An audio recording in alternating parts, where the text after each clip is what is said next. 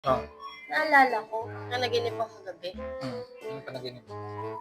Nasa Switzerland daw ako. Tapos namasyal ako, tapos punta ako dun sa maraming shop ng ano doon, mga Dior, ganyan. Tapos naglalakad ako sa kalye.